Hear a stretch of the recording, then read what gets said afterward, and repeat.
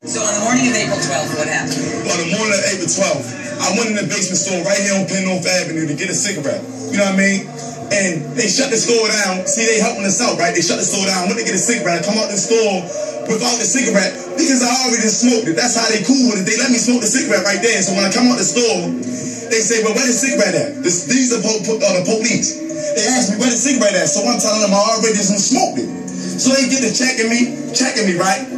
So when they check me, all right, I ain't on the cigarette. So they ran me straight through, put me on the ground, hit me in my face. All my brothers right here to know, they seen it. Hit me in my face and all that. You feel what I'm saying? So when they put me in the van, I did not know nobody was in there. It's two sides of the van. I want y'all to realize two sides of the van. One side and there's the other side. 3 people can fit on one side, 3 people can fit on the other. It's no space in there where as though a man can hurt himself intentionally by himself. Before he got in that van, he was hurt. When he got in that van, he was already deteriorated. I know this for fact because when we got to that police station, he was dead. Okay, wait, let's back up. So when you got in the van, did you know there was a prisoner? I did not know a prisoner. I had it in my mind that somebody might be in this van because I heard little banging. The little banging that I heard, I thought he was hitting his head. I did not know what was going on, right? Until I got down to the police station, oh, they playing games. When I got down to the police station, they did not hear me when I heard them say we gave him a run for his money. Okay, did you ever see Mr. Gray in the van? Did you see him? I still haven't seen Freddie Gray to this moment. Last time I seen Freddie Gray was the day before they locked him up and did that stuff to him.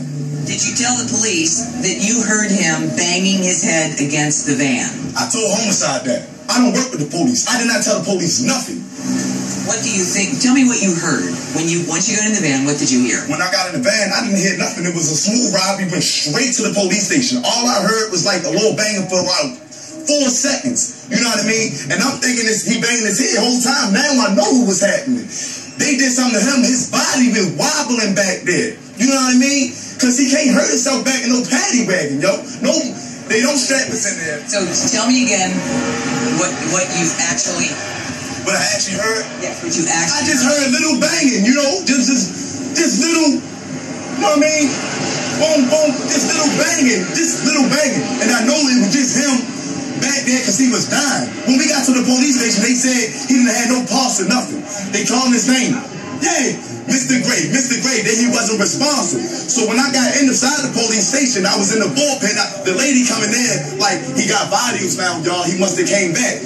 They thought he swallowed something. Y'all know he ain't swallowed nothing. Y'all beat that man before y'all brought him inside that van. And when I got inside that van, I didn't know he was in there. I knew Freddie Gray was in the van when I got to the police station. And then they gonna try, I'm gonna tell you, man.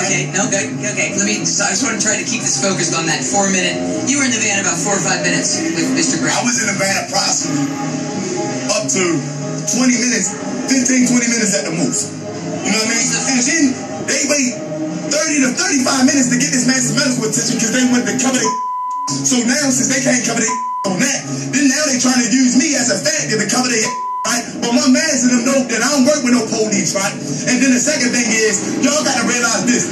This is the same thing they doing like they did back in the day with the BPD when they infiltrated with Edge Woo and all them, man. They infiltrated the Panther Party. Y'all gotta know they doing the same to me right now. I'm not no snitch. I'm not no rat. Y'all gotta know I'm a real. I'm getting on none of this TV, none of that, yo. I'm a real. I'm keeping 100, yo. I love my great recipe, shorty, and all my blood, yo. We ain't around here doing none of that. These police is they crooked, yo. When you got to the district, did you hear a conversation among the police officers? No. When I got to the police station, I heard them saying, well, y'all, we gave him a run for his money, basically saying they did something to him, man. Run for his money, what did you take that to mean? I took it to mean, but they did something to him. Whatever. They can take it how they want to take it. People can take it how they want to take it. When people say they give up people run for their money, it's either they got over on them or they did something to them, you know, physically or mentally, that was wrong. You feel what I'm saying? That's what I took it as. Did you say to homicide you thought he was banging his head against the van? I told homicide that he had to be banging his head because I did not know what was going on at the time. I said he had to be banging his head against the grill. You feel what I'm saying? Because I did not know the police beat him up or anything at that time. So when we got to the police station, I'm putting all the pieces to the puzzle together. I say, oh, okay. So when they let me go, they wrote me a citation. I was like, ain't even give it to you. All right, joining me now, Jay Miller, WBAL TV investigative reporter who conducted that interview. We also have Tremaine Lee live in